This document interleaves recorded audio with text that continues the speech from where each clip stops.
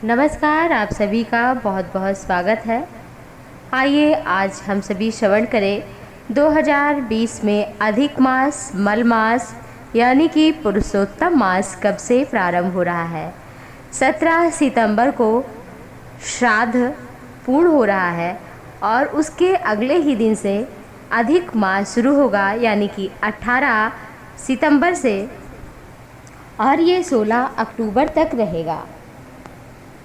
मलमास में गृह प्रवेश, नई वस्तु की खरीदारी, नया वाहन इत्यादि, मुंडन, विवाह, शुभ कार्य और कोई भी कार्य करना वर्जित कहा गया है।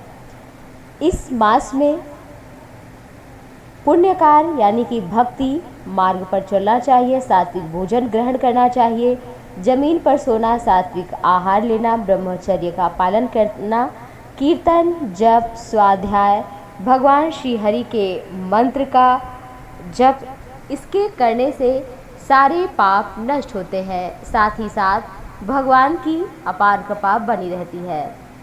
अधिक मास के लिए पुराणों में बहुत ही सुंदर कथा है। जैसे कि एक कथा इस प्रकार है कि ये जो अधिक मास मल मास यानी जो घटी बढ़ी तिथियां होती हैं, उनको मिलाकर 3 साल में 1 महीने का अधिक मास हो जाता है। एक अधिक मास, तो इस मास को किसी देवता या देवी ने ग्रहण नहीं किया, सब मिलकर भगवान श्री हरि के पास गए। सारे ऋषि मुनि देवता इत्यादि भगवान श्री हरि ने इस मास को ग्रहण किया। भगवान पुरुषोत्तम ने ग्रहण किया, इसलिए इस मास का नाम पुरुषोत्तम मास भी कहा जाता है। भगवान ने कहा कि इस मास में जो भी हमारी आराधना करेगा उसके समस्त पाप नष्ट होंगे, उसका भाग्योदय उदय होगा। इसलिए तब से इसकी महत्ता और ही बढ़ गई। अधिक मास के लिए एक बड़ी ही सुंदर कथा है। ये कथा दैत्यराज हिरण्यकश्यपु के वध से जुड़ी है। पौराणिक कथाओं के अनुसार दैत्यराज हिरण्यकश्यपु ने एक बार ब्रह्मा जी को अपने कठोर तप से प्रसन्न किया और जब प्रकट हुए तो उनसे अमरता का वरदान मांगा। अमरता का वरदान देना तो निषिद्ध था, इसलिए ब्रह्मा जी ने कहा कोई और वर मांग लो। हिरण्यकश्यपु ने वर मांगा कि उसे संसार में कोई नर नारी, पशु, देवता, असुर, कोई भी, यहाँ तक ब्रह्मा की सृष्टि में कुछ भी उससे ना मरूं मैं। ये वर्ष 12 महीनों में मृत्यु को प्राप्त ना हो। जब वो मरे तो ना दिन हो न रात हो, न अस्त्र से न शस्त्र से, न घर में न बाहर, न जल में न थल में, न आकाश में न पाताल में। हिरण्यकश्यपु ने ऐसा वर मांगा। ब्रह्मा जी ने एवं मस्तु कहा।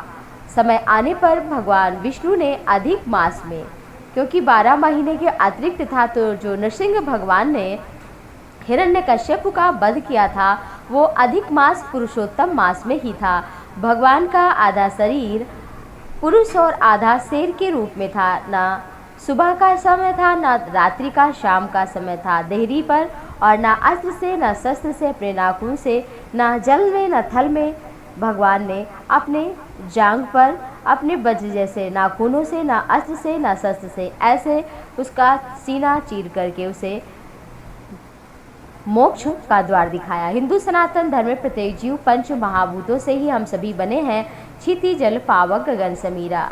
जल, अग्नि, आकाश, वायु और पृथ्वी। अपनी प्रकृति के अनुरूप ये 5 तत्व प्रत्येक जीव को प्रकृति न्यूनाधिक रूप से निश्चित करते हैं। अधिक मास में समस्त जितने भी धार्मिक कार्य हैं, चिंतन, मनन, योग, स्वाध्याय, अपने शरीर के इन 5 तत्वों को संतुलन करने का प्रयास करना चाहिए। पूरे मास में आध्यात्मिक धार्मिक प्रयास करने से प्रत्येक व्यक्ति अपनी भौतिक आध्यात्मिक उन्नति के लिए अवश्य ही करता है और करना भी चाहिए। इस तरह अधिक मास के दौरान में किए गए प्रयास से हर व्यक्ति 3 साल में स्वयं को बाहर से स्वच्छ तो करता ही है, भीतर से एक नई ऊर्जा प्राप्त कर सकता है।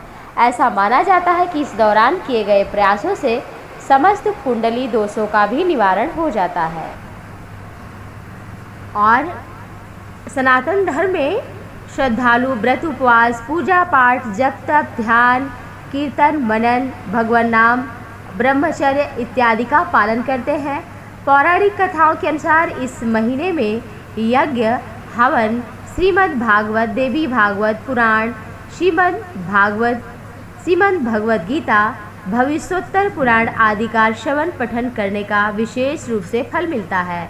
अधिक मास के अधिष्ठाता भगवान विष्णु हैं, इसलिए इस पूरे समय में भगवान विष्णु के मंत्रों का जाप विशेष रूप से लाभकारी है। या गुरु मंत्र अवश्य ही जप करना चाहिए, जिससे भगवान श्री हरि प्रसन्न होकर आशीर्वाद देते हैं, अपनी अहेतु की कृपा बरसाते रहते हैं। इसलिए ये मास जप तप ध्यान इत्यादि का है।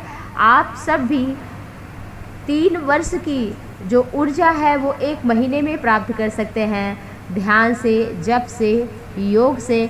और इस महीने में श्रीमद् भगवद गीता अगर इत्यादि ग्रंथों का पूरा स्वाध्याय ना कर पाएँ तो प्रतिदिन आप गीता के 15वां अध्याय जो है पुरुषोत्तम योग के नाम से जाना जाता है, और ये पुरुषोत्तम भगवान का मास भी है, तो आप उसका रोज़ स्वाध्याय करके महापुण्य प्राप्त कर सकते हैं। आप सब पर प्रभु की कृपा बनी रहे। हरिओम।